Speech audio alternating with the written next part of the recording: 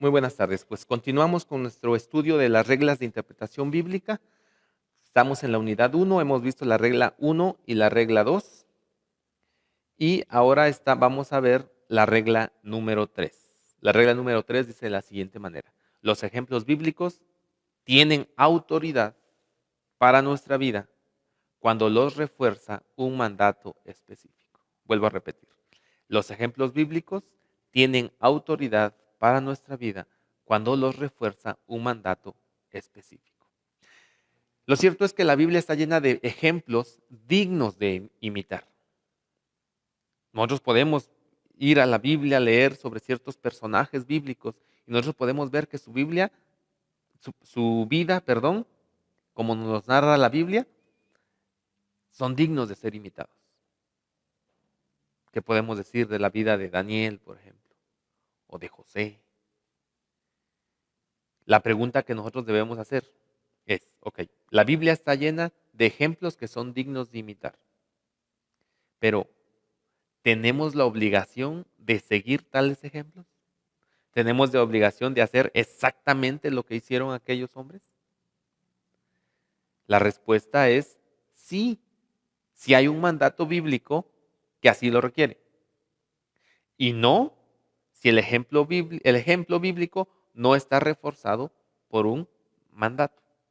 Ahora, esto no quiere decir que debamos ignorar los ejemplos bíblicos que no están reforzados por un mandato. Lo único que queremos decir es que no tienen obligación sobre nuestra vida. Déjenme lo explico con un ejemplo. Jesús fue el hombre perfecto, ¿cierto? ¿Convenimos en eso? Y si hay una vida digna de ser imitada, es la de Él, la vida de Cristo. Cuando nosotros observamos a través de los evangelios la vida perfecta del Señor, bien podemos decir, esa es la vida, o ese es el hombre, esa es la manera de vivir, esa es la persona que más digna es de ser imitado. Sin embargo, debemos deducir que hay algunos aspectos de la vida de Jesús que no necesariamente son obligatorios para nosotros seguir. Por ejemplo, Jesús no se casó, él fue soltero, cumplió su ministerio como un hombre soltero. Aunque la vida de Jesús es digna de imitar, este ejemplo específico de la soltería de Jesús no necesariamente es algo que debemos imitar. ¿Por qué? Porque no hay ningún mandato que así lo diga. De hecho, es al contrario. La Biblia está lleno de expresiones que nos dicen que el matrimonio es un estado deseable para el ser humano. No es bueno que el hombre esté solo. Quien haya esposa ha hallado el bien. Entonces, no hay ningún mandato que nos diga que nosotros debemos seguir el ejemplo de Jesús en cuanto a su soltería de manera específica. Sin embargo, nosotros sí sabemos, por ejemplo, que Jesús fue una persona que sirvió, que dio, que amó y que sintió compasión por los demás. Ese es su ejemplo. ¿Necesitamos nosotros seguir su ejemplo? ¿Este ejemplo? Sí, porque sí hay un mandato específico. Jesús en Juan 13, 34, 35, Él dice que nosotros lo hemos visto hacer a Él en cuestión del servicio, del amor y la comprensión a otros, eso mismo nosotros debemos hacer. Entonces, hay ejemplos bíblicos de personajes de la Biblia que pueden tener un valor especial y que si alguno de nosotros quiere seguir ese ejemplo, puede hacerlo, porque son buenos ejemplos. Pero si no hay un mandato bíblico que diga que así debe vivir el cristiano, entonces no es obligatorio. Hablando de la soltería, por ejemplo, Pablo también fue soltero, pero él dijo, pues yo quisiera que todos ustedes fueran como yo, que no tuvieran que preocuparse por una esposa.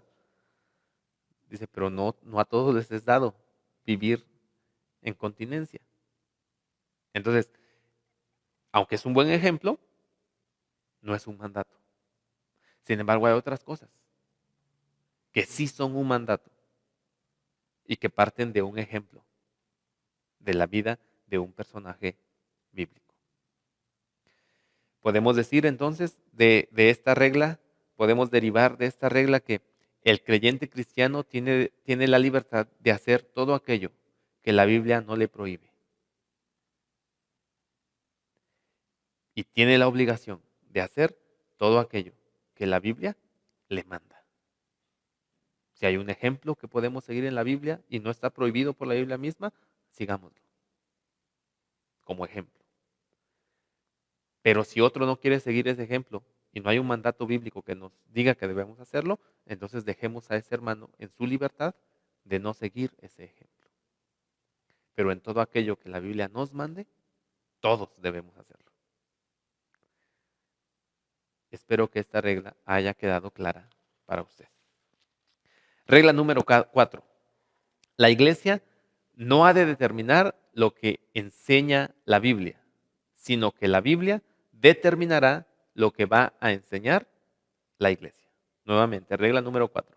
La iglesia no va a determinar lo que enseña la Biblia, sino que la Biblia determinará lo que enseña la iglesia. Vimos hace algunos videos atrás el método de interpretación dogmático, donde dijimos que es una iglesia, un líder, un grupo religioso, el que impone ciertas creencias y que dice que a partir de esas creencias deberá ser interpretada la Biblia. Por eso es que durante mucho tiempo, por ejemplo, en la iglesia popular de nuestro país, México, la Biblia no estaba al alcance del creyente, porque el creyente no podía interpretarla. Los únicos que podían interpretarla eran los jerarcas. Ellos son los que van a decir cómo se debe interpretar la Biblia, y aún hoy, aun cuando ya mucha gente puede tener acceso a una Biblia, la interpretación sigue estando en manos de una jerarquía. Nosotros decimos con esta regla que la iglesia no determina lo que enseña la Biblia. Es la Biblia la que va a determinar lo que va a enseñar la iglesia. Esta regla, entonces, tiene que ver con las fuentes de autoridad. ¿Cuáles son las fuentes de autoridad que nosotros tenemos para la interpretación bíblica? Algunas de las fuentes son la razón, la tradición y la Biblia. La razón tiene que ver con la conveniencia.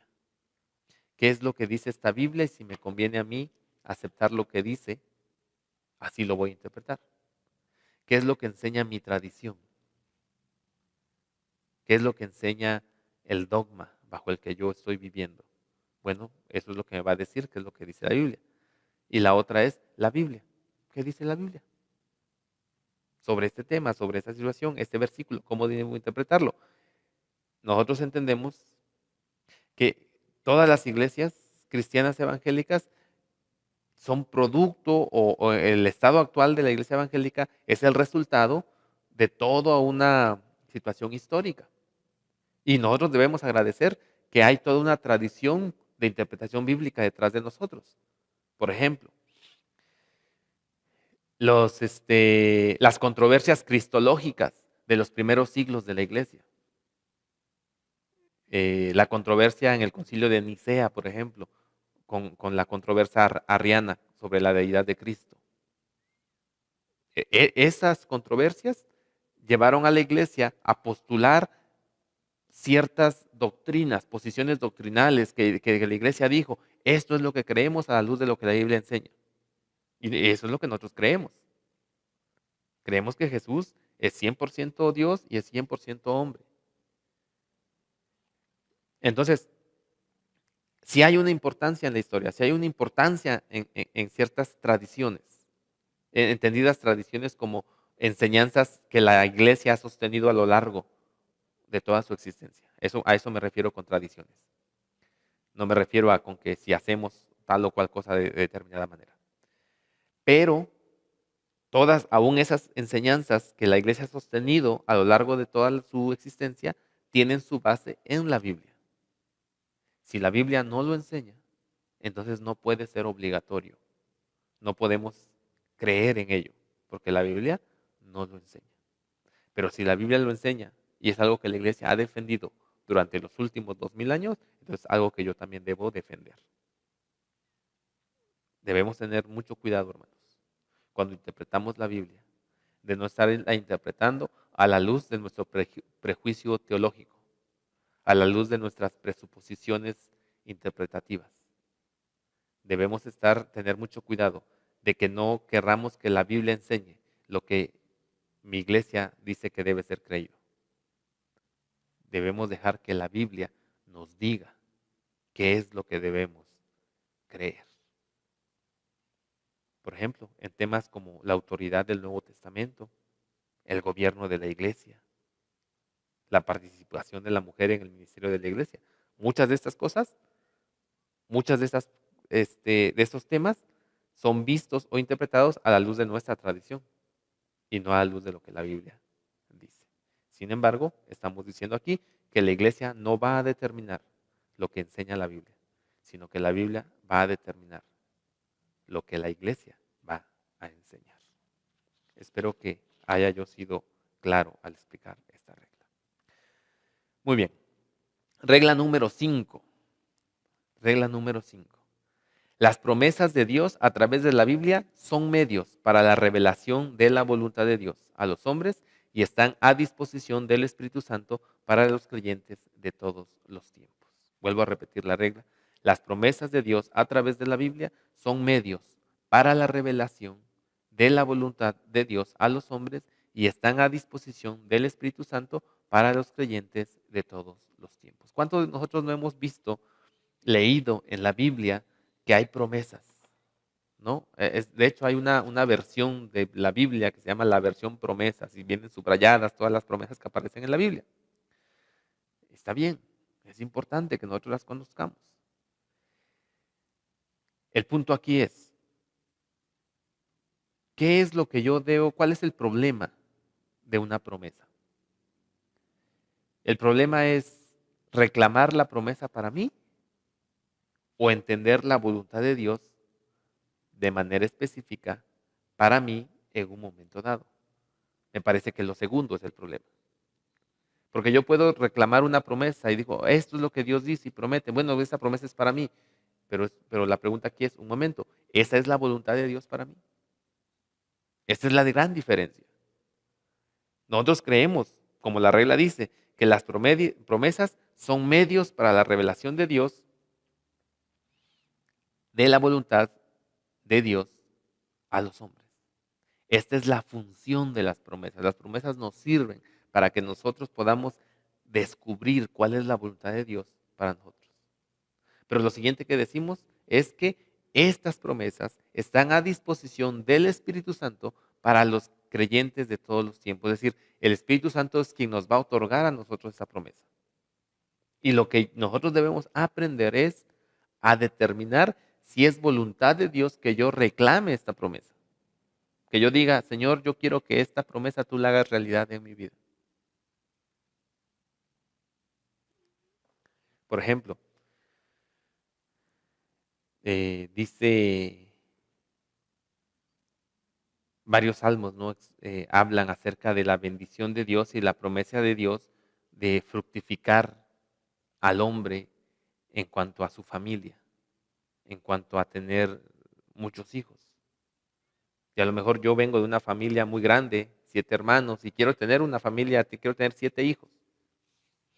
La pregunta que yo debo hacerme es, no si puedo tomar esta promesa para mí, sino más bien si esa es la voluntad de Dios para mí. ¿Querrá Dios que yo tenga muchos hijos o no? Y este es el punto, hermanos. Este es el punto. Reclamar una promesa de Dios que se encuentra en la Biblia es una forma específica de aplicación de la Biblia. Por lo tanto, es necesario que se interprete correctamente el pasaje antes de aplicarlo.